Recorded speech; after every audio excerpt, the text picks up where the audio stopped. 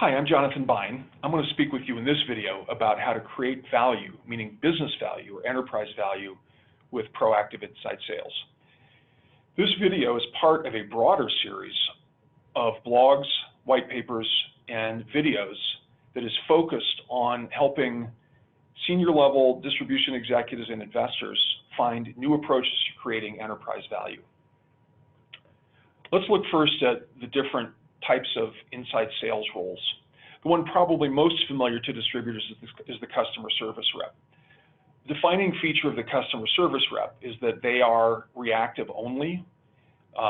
They handle inbound calls.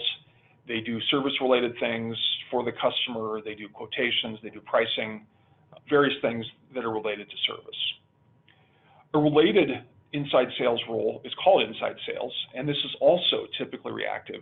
The main difference between this role and the prior one is that it can have an assigned customer base. So I might have a set of customers who call me as their service rep, and to the extent that I'm able, or that I have a propensity, I can do some selling on the inbound call. It might be a cross-sell, it might be an upsell of some kind. The third role is outbound telemarketing, and this is a proactive role, also known as dialing for dollars, smiling and dialing. The main function of the outbound telemarketing is getting in touch with primarily prospects for the purpose of appointment setting and or lead qualification that are both handed off to field sales. Usually it has a campaign flavor. We've got a set of prospects that we want to call, and then we're done with this campaign. But it can also be done as an ongoing or an evergreen type of a program.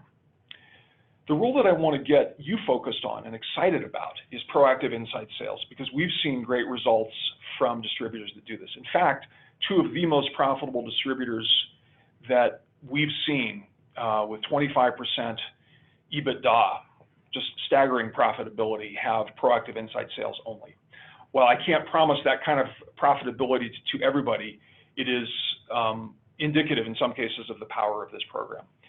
Here are the defining features of that. It's only about proactive calling.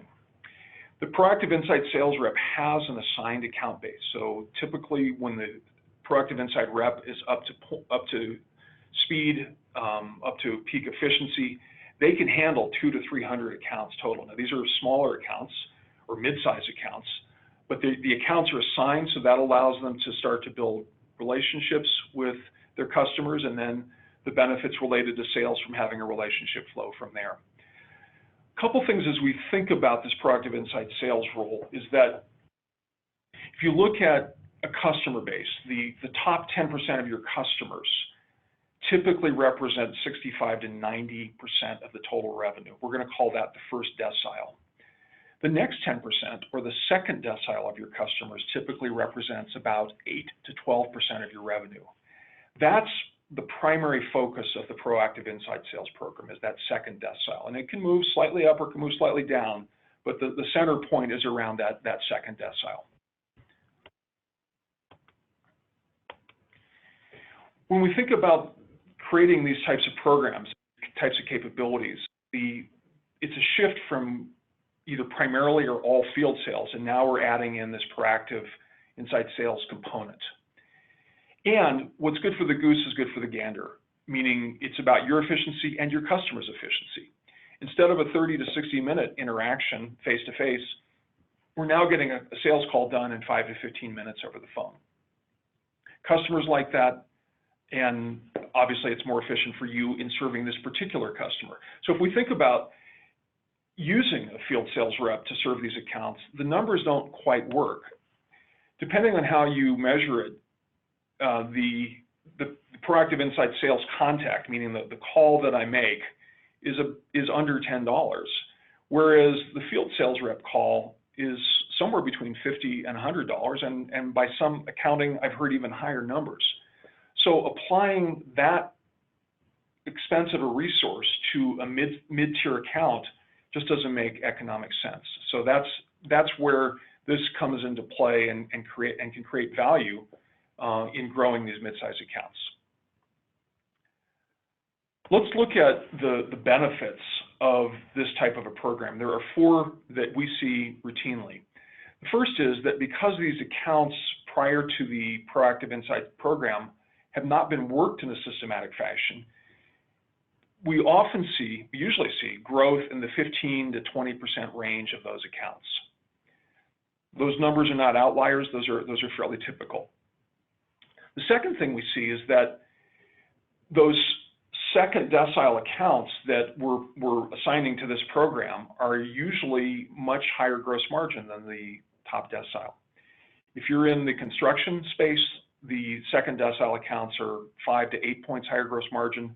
If you're in industrial, they could be 8 to 12 points higher gross margin. So if we can get more of this revenue from these higher gross margin accounts, that's goodness. Third thing is that we can reduce the total sales compensation on these mid-size accounts. So rather than paying the rates that you pay a field salesperson for these accounts, the total comp for a Proactive Insights sales rep is typically 30 to 35% less. And that doesn't matter whether you're doing base plus commission, base plus bonus. It typically ends up to be about 30 to 35% less. So you're paying less commission. Final thing is that if you look at the second decile and actually further below, 3rd through 10th, you're seeing much higher churn than you are in your largest accounts. The reason for that is that these accounts are not particularly getting serviced, attention, love from you or your competitors, unless your competitor has a Proactive Insights sales program. So as soon as you start giving them the service and the attention and selling to them, the retention rates go way up. When we look at all of the economic benefit for this, it can be substantial. Let's consider a situation of a $200 million distributor that's got a 25% gross margin. And when we look at the part that we're going to carve out for the Proactive Insights sales group, we're going to take that second decile. We're going to say it's 10% of the total revenue, or about 20 million, 900 customers. It is higher gross margin, as we indicated, so the company overall is 25%, but this segment is 31% gross margin. And we're going to assign 4 Proactive Insights sales reps to this. So they're handling about 225 customers on average in this program. So let's first look at the 3 benefits of the inside sales lift. Remember, I mentioned that 15 to 20%.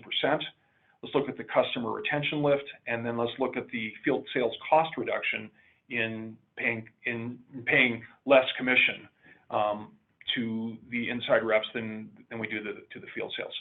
So in this example, the program gets going, and like a green territory or virgin territory for a field sales rep, it takes a little while to get things up to speed. So the year 1, we're making an assumption of I think 11% or 12% increase in revenue. The first few months, the program's getting going. People are getting up to speed, they're starting to work the territory. But what you see year over year is that the revenue does grow. Year 2, it grows and it continues to grow up through year 5 when you get up to about 17 or 18% lift relative to the beginning. The other large benefit that shows up here is the green, or the lime color, I guess it is, which is the field sales cost reduction. So the reduction in commissions we're paying starts at about $120,000 and goes to $140,000 in year 5 as the total base of revenue grows. Looking at the key metrics on this summary, the annual revenue lift is about $3.25 million. Annual gross profit lift is about $1 million. Annual cost of ownership, which is almost entirely sales comp for the Proactive Insights sales reps, is about $250,000. And then if we look at an NPV, a 5-year NPV with a 15% discount rate, you're looking at $1.5 million NPV. So this is a strong program, and what's really wonderful about this, in this example, we've got 4 reps, but you can start this small. We've done programs in the last year where we start with 1 or 2 reps. As the program proves itself, we add, the distributor adds another rep in, or you can start larger. We had a customer last year, we started with 8 reps, they're now up to 12. But it scales nicely, and you can use it to test it small, and once the capability is solid, then you can expand by hiring more people in. Let's talk for a minute about what's involved in making this work best, the keys to this outbound success. We've seen 6 keys in making these programs go well. The first is that senior management really is supporting the program. They're not viewing it as subordinate to field sales, even though it might be managed by field sales.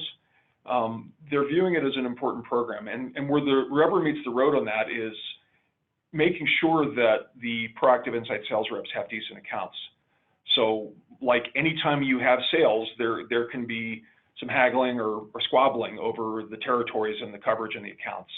Senior management has to ensure that the proactive inside sales reps are not just getting a bunch of small house accounts. The second piece is that we want to get right people with the right skill sets.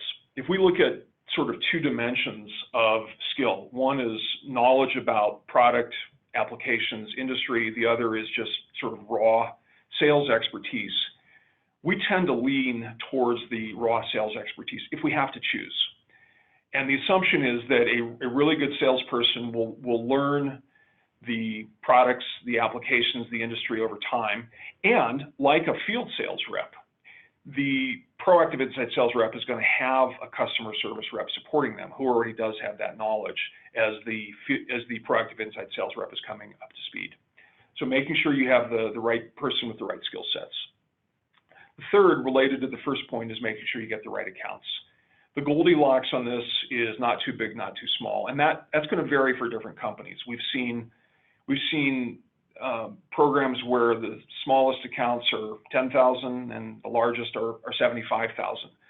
So it's going to vary for your company. But if you say, look, take smaller accounts, $4,000 and $5,000 accounts, you're not going to get the kind of return that you need to sustain this program. Fourth piece is making sure that the proactive inside sales rep is motivated financially. Again, they're more like that field sales rep. They're aggressive. They're focused. They want to make money. So the incentives have to be right. And typically, what we see is that the total comp for this person, depending on geography, depending on seniority, is in the $55,000 to $75,000 a year range total comp. Another piece is that we want to make sure that the proactive inside sales rep is 100% on this job.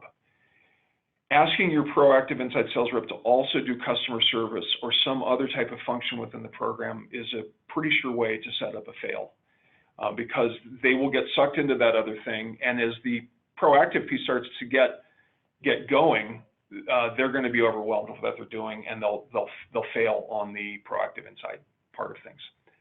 Finally, you need to give them the proper sales and marketing infrastructure. So I think the key piece here is CRM. There might also be marketing automation, and there's other sales collateral and content that you need to support them with so they can track what they're doing, and so we can see we've got the right metrics in place. I would also mention that if you haven't started with CRM, that proactive inside sales can actually be a great laboratory to get CRM going. So you can start it with a small number of proactive inside sales reps, build out everything you need, and then hand it off to the field sales reps once that's, and the other customer service reps once that's more mature. So as you can see, this is a powerful program for creating value. And I hope that you've appreciated and can apply some of what has been learned here. If you want to talk with me more about proactive inside sales, there's my contact information.